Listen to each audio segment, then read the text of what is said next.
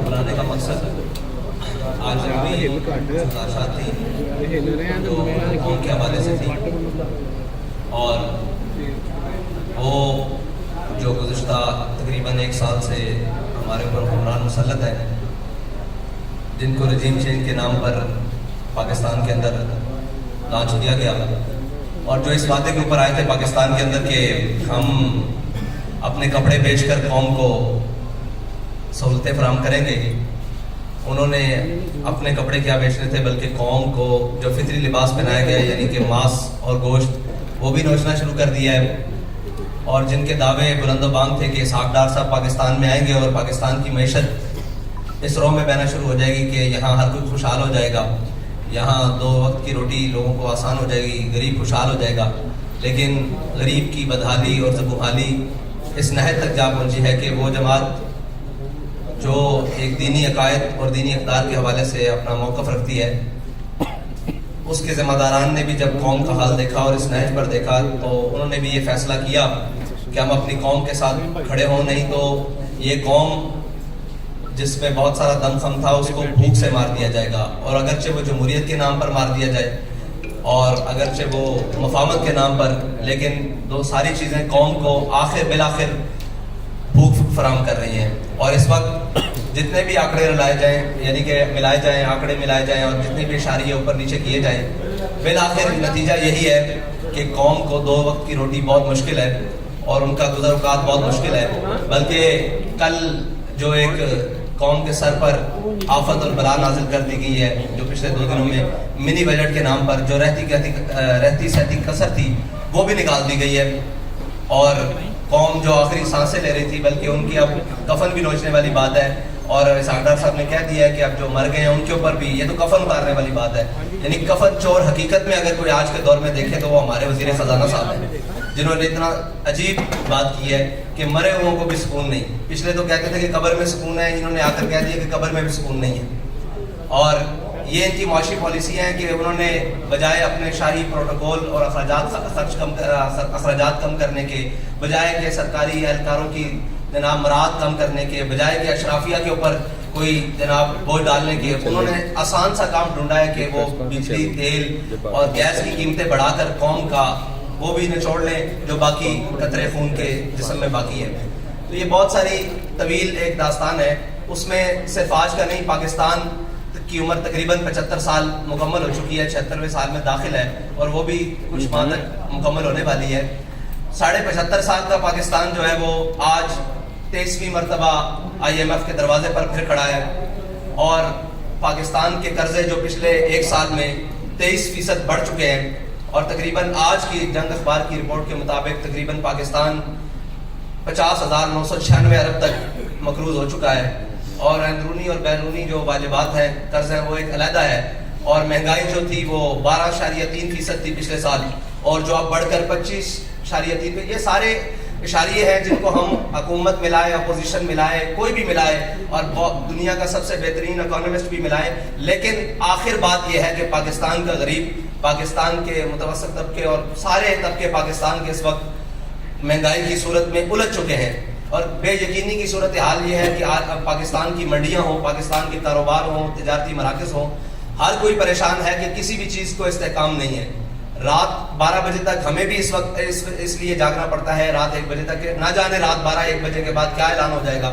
और अब तो IMF की वो टीमें जो पाकिस्तान के न्यूक्लियर प्रोग्राम की निज़ामत और उसकी निगरानी के लिए पाकिस्तान का दौरा कर रही हैं, ये एक बहुत बड़ी अलार्मिंग है। जो 2009 में एक खबर शाया हुई थी कि पाकिस्तान को माशी तौर पर इतना मफलूज कर दो कि ये इसको अपना एटमी प्रोग्राम बैक रोल करना पड़ेगा।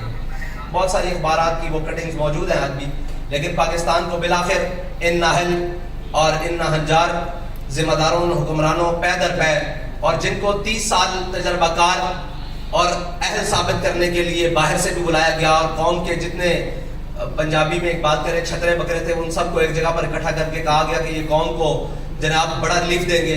उन तजर्बाकारों ने जो कौम की आखिरी जनाब कड़ाके निकाले हैं, वो इस वक्त कौम चीखने से रही, और इस हद तक शिकंजा कस दिया गया है कि अब اگر کسی غریب احتجاج کی طرف سوچتا ہے تو وہ کہتا ہے کہ احتجاج تو کر لوں گا لیکن شام کو اپنے گھر میں کیا لے کر جاؤں گا. اس حد تک قوم کو نچوڑ دیا گیا ہے اور اس حد تک قوم کو لے جایا جا چکا ہے. اس پر ہم نے کہا تھا کہ آپ نے جتنا بھی مہنگائی کی ہے آپ رک جائیں, یہاں پر پیٹرول کی قیمتیں نہیں بڑھائیں. لیکن انہوں نے بضد ہو کر اور صاف ظاہر ہے اپنی عیاشیاں کور کرنے کی بجائے یہ بوجھ قوم پر ڈالنے کے لیے انہوں نے پیٹرول کی قیمت پھر بڑھائی ہے.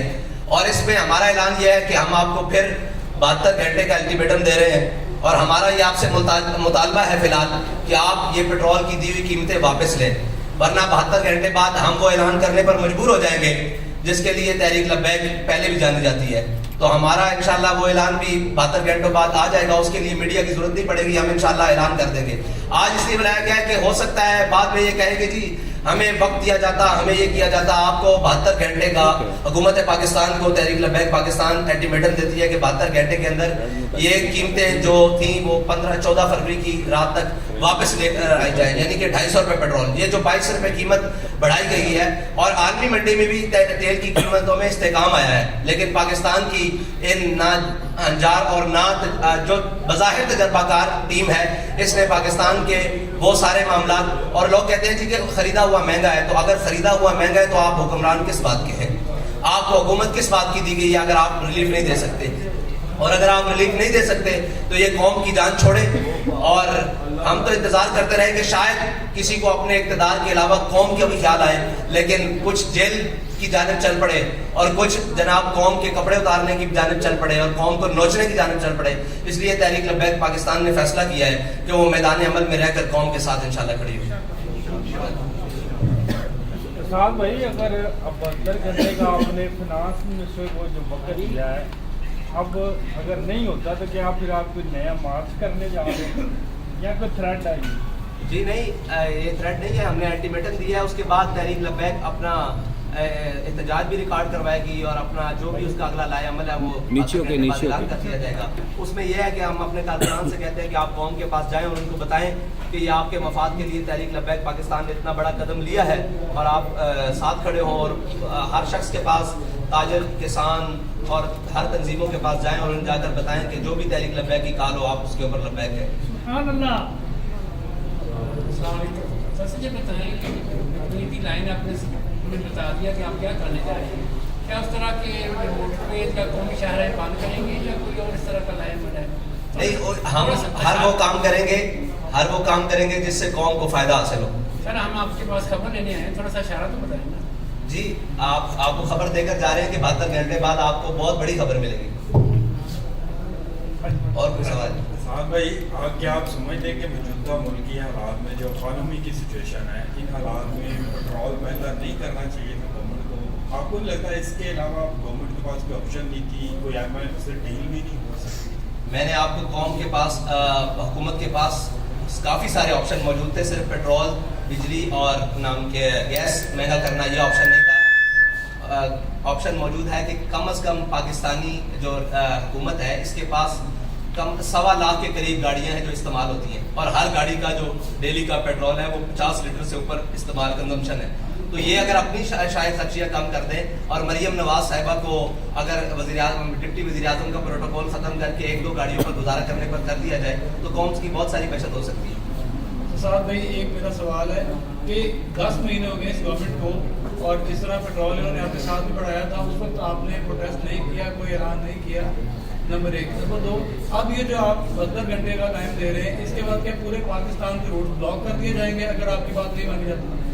جو بھی ہوگا انشاءاللہ وہ آپ کے سامنے ہوگا اور قوم کے مفاد میں ہوگا, قوم کے مشکلات کے لیے نہیں ہوگا. اور جو پہلے اعلان نہیں کیا تو یہی بات ہے کہ اگر ہم پہلے اعلان کرتے تو آپ کہتے کہ گورنمنٹ کو دیکھنے نہیں دیا گیا, ان کو چلنے نہیں دیا گیا, ان کو ہم نے پورا موقع دیا اور پوری قوم نے موقع دیا کہ شاید یہ کچھ کر سکیں, لیکن انہوں نے کچھ بھی نہیں کیا. اور شاید یہ اپنے کپڑے بیچ دیں, شاید یہ اپنے اثاثے بیچ کر پاکستان کے خزانے میں جمع کروائے, آدھے, پورے تو نہیں آدھے, لیکن انہوں نے کچھ بھی نہیں کیا بلکہ مزید قوم کا نقصان کیا. تو اس لیے ہم اعلان کرنے پر مجبور ہو گئے. میں بتا چکا ہوں کہ ہم آخری حد تک دیکھتے گئے کہ پاکستانی کی حالت کیا ہے. جب ہم نے دیکھا کہ اس کے پلوں سے پانی گزر چکا ہے تو اب ہمارا میدان میں آنا پڑتا ہے. سر یہ حکومت سے اگر آپ بچت کی توقع کرتے ہیں تو اس کے اقدامات بھی یقیناً کے نظر آنے چاہیے, کیونکہ تقریباً 100 کے قریب وزیر ہیں, پہلے 70 تھے, پھر آج تک کرتے کرتے 100 ہو گئے. آپ پہلے इख्तिताम के तौर पे इनसे मुतालबा करते हैं कि 100 जो वज़ीर है या मशीर हैं उनको बरतरफ करके जो उनकी बचत है वो कौम के लिए की जाए। जी आप 100 वजीर रखें लेकिन जो उनके अखराजात हैं वो ज़ीरो कर दें। बराए करम 200 रख लें मुशीर, लेकिन जो उनके अखराजात कौम के उनके ऊपर खर्च हो रहे हैं वो कम कर दें और वो ज़ीरो कर दें और वो कौम के में कर दें। तो हमें इससे गर्ज नहीं है 500 मुशीर रख लें। ज़िले शाह साहब आखिरी क्वेश्चन आप रहने दें, अब बाकी मौका दें। जिन्होंने नहीं किया जी बाकी आपका कुछ सोशल मीडिया करना चाहिए। मैं सिर्फ एक रिलेटेड आज जो सिचुएशन चल रही है, इमरान खान बार बार डिमांड कर रहे हैं 90 दिन में इलेक्शन कराएं और कबल इस वक्त इलेक्शन की बात चल रही है। क्या आप चाह रहे हैं कि पाकिस्तान में कबल इस वक्त इलेक्शन हो?